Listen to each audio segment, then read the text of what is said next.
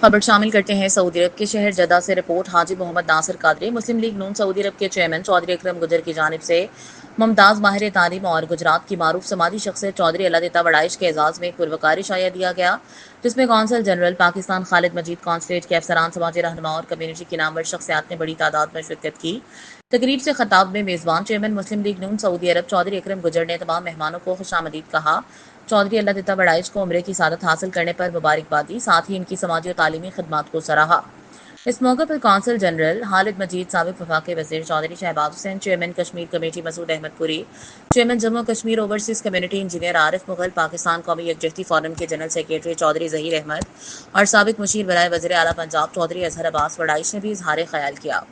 مقررین نے چودھری اللہ دتا وڑائش کو عمرے کی مبارکباد دیتے ہوئے ان کی سماجی و تعلیمی خدمات پر روشنی ڈالی اور ان کی صحت و درازی عمر کے لیے دعا کی گئی۔